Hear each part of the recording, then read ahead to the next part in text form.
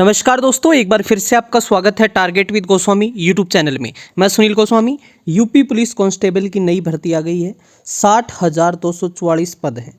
बहुत ही महत्वपूर्ण वैकेंसी है। आप सबके लिए एक बहुत ही गोल्डन चांस है, सुनहरा अवसर है। तो इसकी कंप्लीट डिटेल इस वीडियो में हम जानने वाले हैं। कितनी पोस्टें हैं, कब से एग्ज़ाम जो है एग्ज़ाम कब होगा, सारी बातें, सिलेबस क्या रहेगा, क्या पैटर्न रहेगा, तो सारी चीज़ें इसमें देख लेते हैं। वीडियो को अंत तक देखें। चलिए सबसे पहले हम जान लेते हैं टोटल पोस्ट कितनी है। 60,244 है। जो एग्ज़ाम ऑनलाइन आवेदन है वो 27/12/2023 से लेके 16 जनवरी 2024 तक जो है आवेदन किए जाएंगे। तो इसमें आपको ज़्यादा दिन नहीं मिले हैं, तो जल्दी से जल्दी आप इस फॉर्म को है आप फिल करें, क्योंकि इसमें लगभग आप मान के चलो कि 25 से 28 लाख फॉर्म हैं, इसमें फिल होंगे। तो शुल्क समायोजन आवेदन संशोधन एक दिन आपको करेक्शन का मिलेगा 18 जनवरी को, एक ही दिन मिलेगा। तो ध्यान रखें, बिल्कुल फॉर्म को बिल्कुल ध्यान से भरना है। जो आवेदन शुल्क है जो वो है 400 रुपये, सभी के लिए है 400 रुपये। ठीक है, चलिए अब हम इसमें जान लेते हैं कि जो कैटेगरी वाइज है पोस्ट है कितनी। टोटल तो 60,244 पद हैं। इसके अंदर हम बात करें जनरल के लिए है वो 24,102 पद हैं। EWS के लिए 6,024 पद हैं। जो ओबीसी है उसके लिए 16,264 पद हैं। एससी के लिए 12,650 हैं और एसटी के लिए 1,204 पद हैं। टोटल यहाँ पर 60,244 पद हैं। क्लियर है। चलिए आगे देख लेते हैं।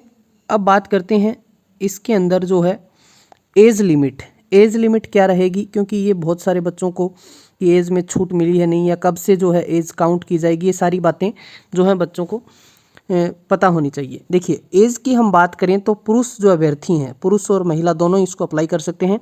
तो पुरुष अभ्यर्थी हैं वो 1/7/2023 को 18 वर्ष की आयु प्राप्त कर ली हो। 22 वर्ष की आयु मतलब टोटल 18 से 22 जो है किसके लिए है, मेल के लिए है। अभ्यर्थी जो है 2 जुलाई 2001 से पहले का ना हो तथा 1 जुलाई 2005 के बाद का नहीं होना चाहिए। तो ये एज आपको ध्यान रखनी है। ठीक है, 18 से 22 है। यदि जो पिछड़े वर्ग से है तो उसके लिए 5 साल की छूट है। ठीक है, वो वहीं का निवासी होना चाहिए, कहाँ का, यूपी का। अब महिला के लिए है 1/7/2023 से 18 वर्ष की आयु प्राप्त की हो और 25 वर्ष की आयु प्राप्त न की हो। मतलब 18 से 25 ये किसके लिए है, महिलाओं के लिए। 2 जुलाई 1998 से पहले का डेट ऑफ बर्थ नहीं होना चाहिए और 1 जुलाई 2005 के बाद का नहीं होना चाहिए। तो ये आपको जो अन्य पिछड़ा वर्ग, अनुसूचित जाति, अनुसूचित जनजाति के लिए जो है इसमें 5 साल की छूट है। वो केवल उत्तर प्रदेश के निवासी होने चाहिए। ठीक है, तो यहाँ पर आपको समझ आ गया होगा। क्लियर है। और यहाँ पर जो है आपकी 10+2 इसमें क्वालिफिकेशन चाहिए आपको। ठीक है, 10+2 इसमें क्वालिफिकेशन चाहिए। अब आगे चलते हैं, आगे देखते हैं यूपी पुलिस में, क्योंकि सबसे पहले आपका रिटन एग्जाम होगा, फिर आपका फिजिकल होगा, फिर मेडिकल होगा, फिर उसके बाद में डॉक्यूमेंट वेरिफिकेशन होगा। तो ये आपका पैटर्न रहेगा। सबसे पहले हम बात करते हैं लिखित परीक्षा, जो OMR पे होगी, ऑफलाइन मोड पे होगी। तो इसमें आपके टोटल 300 अंक की ये परीक्षा होगी, लिखित परीक्षा, जिसमें आपका 2 घंटे का एग्जाम होगा, मतलब 120 मिनट होंगे आपके पास। 4 सब्जेक्ट आएंगे, सामान्य ज्ञान, सामान्य हिंदी, संख्यात्मक मानसिक योग्यता, मानसिक अभिरुचि। मतलब इसमें आपको जीके हो गया, आपका हिंदी हो गया, रीजनिंग हो गया और मैथ हो गया। ठीक है, तो ये 4 होगा। टोटल 150 क्वेश्चन आएंगे, 300 नंबर के होंगे। ठीक है, यहाँ पर प्रत्येक पर्सन के लिए 2 अंक, मतलब 150 क्वेश्चन होंगे, 2 नंबर का एक क्वेश्चन होगा और 0.5 यहाँ पर नेगेटिव मार्किंग होगी। ठीक है, 0.5 यहाँ पर नेगेटिव मार्किंग होगी।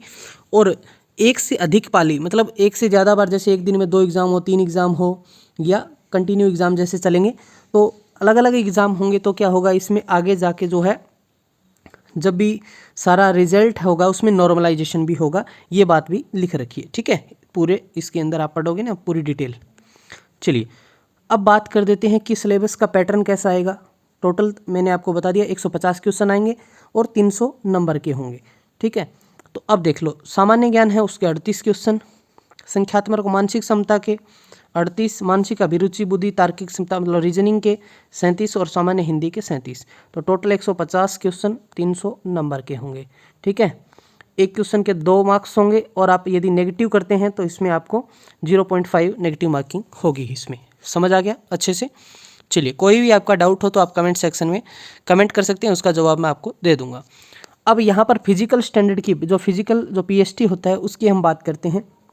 फिजिकल की हम बात करें, सबसे पहले हम पुरुष के बारे में जान लेते हैं। पुरुषों के लिए जो हाइट है, सबसे पहले जो सामान्य है और पिछड़ा वर्ग है या अनुसूचित जाति है, मतलब इसमें जनरल हैं, EWS हैं या फिर OBC हैं, तो इनकी हम बात करें सभी की, तो इसमें जो हाइट है वो 168 सेंटीमीटर, और जो ST है अनुसूचित जनजाति है उसके अभ्यर्थियों के लिए 160 सेंटीमीटर होनी चाहिए।